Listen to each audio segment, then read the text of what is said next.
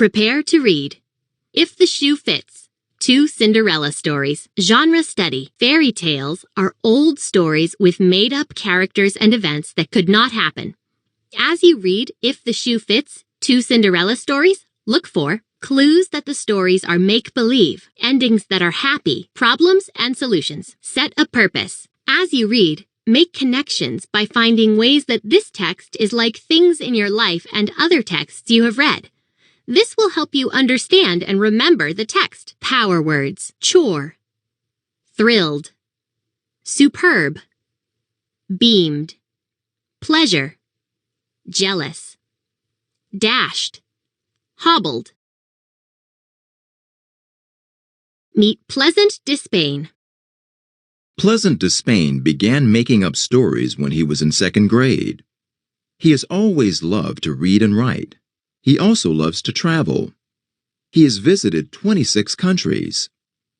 One of Mr. Despain's favorite things to write about is people from all over the world. He enjoyed writing the Korean Cinderella story because he was able to research the oldest Korean Cinderella tale there is. Mr. Despain thought it was fun to write a Cinderella story that could take place today, too. If the Shoe Fits. 2 Cinderella stories, retold by Pleasant Despain.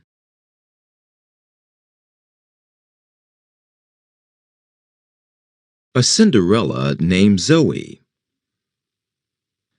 Once, not long ago, there was a girl named Zoe.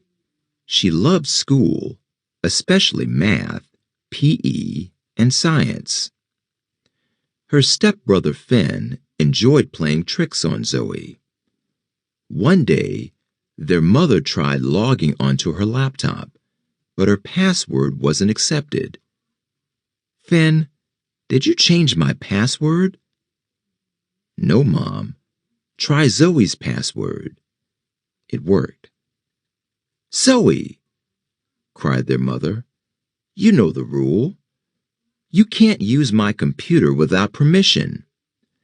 Instead of going to Randall's party tomorrow, you'll do Finn's chore and mow the lawn." "But Mom, I didn't." Laughing, Finn went outside. Randall had invited all his friends to his birthday party. His mom was baking a delicious chocolate cake. He hoped Zoe would come. She was one of his best friends. The next day, Finn and their mom left for Randall's party. The doorbell rang. It was Zoe's favorite neighbor, Mrs. Fortuna. She always sparkled. "Want to go to the party?" "How did you know?" "I have a few secrets, dear." "But the lawn," began Zoe. Mrs. Fortuna pulled bright red garden shears from her bag. To Zoe's amazement, the shears flew out of Mrs. Fortuna's hands. The lawn was mowed in seconds. Zoe was thrilled. She ran to get her favorite shoes, but Finn had hidden them. "What will I wear?" Mrs. Fortuna handed her a pair of golden tennis shoes. Zoe thought they were superb. On the way to Randall's house, one of Zoe's shoes came untied and tumbled onto the street. It was run over by a bus. "My shoe!" yelled Zoe. Mrs. Fortuna consoled her.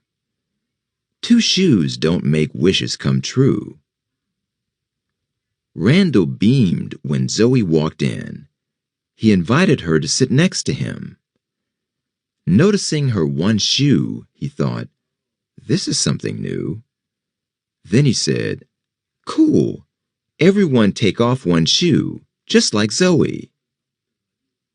It was time to cut the cake. The candles were lit, and before Randall blew them out, Zoe smiled. One of her wishes had come true. A Cinderella Named Kwan. A Korean Story. Long, long ago, a baby girl was born. Her father named her Kwan, which means strong. Sadly, her mother died. Years later, Kwan's father remarried. His new wife had her own daughter named He, which means pleasure.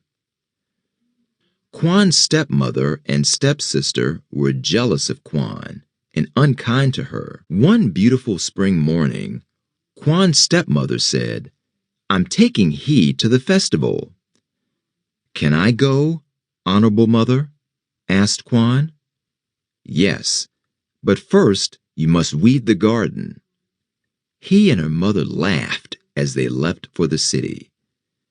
Kwan's heart was heavy. The garden was filled with weeds. She went outside and was surprised by a large brown cow who said, "I'll eat the weeds." "Yes, please," Kwan said. The cow chomped all the weeds in a flash. Suddenly, a flock of songbirds appeared in the sky, carrying a lovely robe and slippers. "For the strong one," they sang. Thrilled, Kwan dashed down the road to the bridge crossing the river. She tripped and fell. One of her slippers splashed into the water. "Oh no!" cried Kwan, watching the slipper float away. Kwan hobbled home and hid the gown and slipper in an old trunk. Meanwhile, a young prince was traveling to the festival. Thirsty, he stopped by the river for a drink. He put his lips into the cold, rushing water, and a beautiful slipper floated by. "Pretty slipper, pretty lady?" he asked as he grabbed the slipper. "Pretty lady," sang the birds flying above. "I must find her," he declared. The prince traveled to many farms, asking every young woman to try on the slipper. Arriving at Kwan's farm, he showed it to He and Kwan. He shoved Kwan to the side, saying, "It's mine." "You are not polite," said the prince. "Your sister will try first." Kwan slipped her foot into the slipper. "You are strong and beautiful," he said. "Please marry me." Smiling, Kwan said, "Yes." The songbirds swirled above. Happy was their song.